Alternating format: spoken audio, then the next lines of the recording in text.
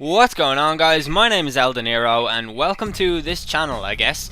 I got a question on Twitter from a guy called Jesse, and it says, how old were you when you started smoking? And I was going to answer it in a live commentary on my main channel, but I decided to just answer it here, and I don't know. I'm just going to talk and we'll see what happens, okay? So I was like 12 or 13 when I first started smoking, and a lot of people from my generation tend to start smoking to impress other people and things like that, and I'm not gonna lie, there was definitely a little bit of that in my decision to do so, but for the most part it was that I used to hang around with a lot of people older than me and they all smoked. On top of that, all of my heroes smoked. Everyone around me in my household smoked, like my parents or guardians, or everyone around me who was in a position of authority to me all smoked. My role models, like everybody smoked, and I just thought smoking was pretty cool, like to look at other people smoking, and I always figured that someday I would try a cigarette and I would probably turn out to be a smoker. And that is how it happened. Like, if you want things like that to happen, they tend to happen, I suppose. So that's just the way that I was, and I always knew that I was going to continue to be that way. And then when I was about 16, or maybe even as early as, no, I'd say I was 16, I got a girlfriend, and I cared for her very much, and I don't know, I had this stupid sort of that whole youthful naivety when you enter a relationship that it's going to last forever and blah blah blah, and with that in mind I decided to give up smoking because I thought it would be the best thing to do, because I didn't really want to die young, because all that boring lovey stuff. But after that I gave up smoking, and it wasn't until around the year 2008 when I properly started smoking again. And that was when, the relationship I was in was, it was going pretty badly, and I wasn't really happy with anything around me, so I wanted to start smoking again, and that's what I did.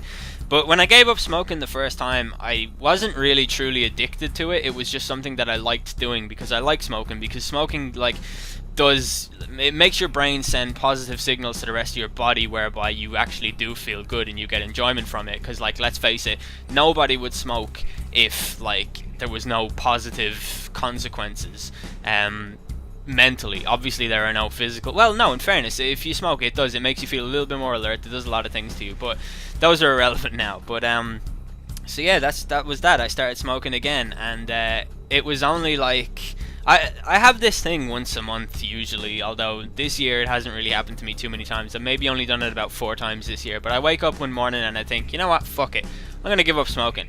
And I think every smoker probably does this, and I've done it and failed, obviously, every time except for the last time. And the last time I did it, I just woke up and decided to stop smoking. I also decided to give up caffeine, which was a fucking stupid idea to coincide giving up my 2 favorite things on the same day. But as I gave up caffeine, I give up caffeine a lot more than I give up smoking, and what happens with caffeine is I get caffeine withdrawal headaches. Now, they're not really too serious. It's kind of like feeling, it's a similar feeling to being hungover, except it's without the sick stomach and all that stuff. It's kind of like someone's put a clamp on your head, you're a little bit dehydrated, and it's grand. But with smoking, I was really not aware of the, what do you call it, withdrawal symptoms that lack of nicotine can create, and I was really not prepared for it. And it's currently the 26th of August, and I gave up on the 19th. If you include the 19th, that's 8 days, because you have to include that day as a day, right?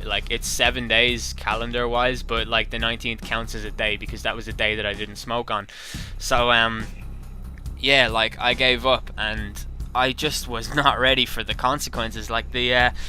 It's like your whole body turns against you. I believe what happens is, this is in my case anyways, it took 72 hours for all the nicotine to leave.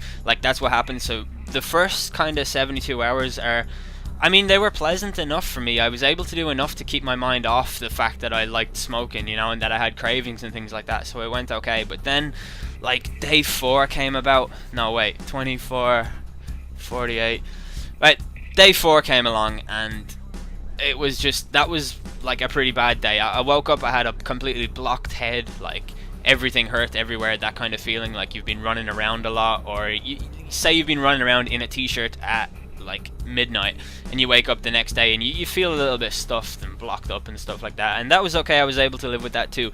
Then the next day I woke up with this crippling pain in my chest. It was as if I'd been out the night before and smoked about 100 cigarettes. It was a really, really bad feeling, and also a really dry throat and a sore throat, like coughing a lot, like a really, it's a thing called smoker's flu, what I have, and I didn't know it was I didn't even know it existed because no one ever talks about that. I guess the reason no one ever talks about the withdrawal symptoms and all that stuff when they give up is that you want to encourage other people to give up. You don't want to tell them how hard it's going to be, and that does make a lot of sense. But yeah, so my chest hurts like fuck. And also what happens is when you smoke, your body works really, really hard because obviously you're injecting this alien and potentially harmful substance into your body. So your body does everything to try and combat it, and it's something to do with water. It spreads a lot of water around your body or something like that because of the nicotine. It's the signals that your brain sends to your body to start circulating more water. And because of that, like, I weigh an extra like 10 pounds or like 5 pounds or something like that because there's so much water going around my body that I was used to being able to get rid of, and now it's just there, and I'm all like, I feel heavy and bloated and stuff like that. Also because I'm getting way too much oxygen in comparison to what I'm used to getting, because I'm used to inhaling like smoke for like half the day. Like, I was a 20 a day smoker, so I have that going on, and that's making me dizzy. I'm feeling nauseous every now and then, like I'm getting restless. Like, last night was so weird because I slept for like barely even 2 hours. I just kept tossing and turning and waking up and not being able to get back to sleep and stuff like that, and it was crazy.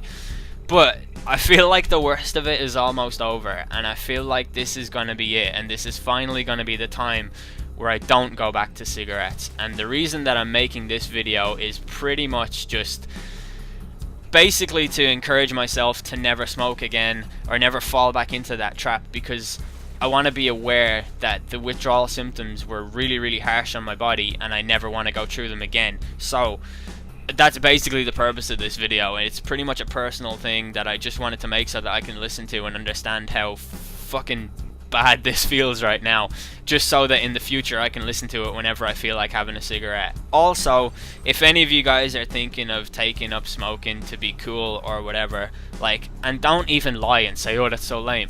Like, a lot of people do it. It's a genuine thing. It happens. Just think about, like, these are the like hidden parts of smoking that they don't tell you. We all know about the cancer, but we don't really care because it's so far into the future, you know, and we all know that we can just quit like 5 years afterwards or whatever. But it's one of the hardest things you will ever have to do, or at least it's one of the hardest things I've ever had to do. But apart from the, like, you know, considerable amount of pain and restlessness and all of that stuff, I feel pretty good. I've been El Dinero. Fuck this.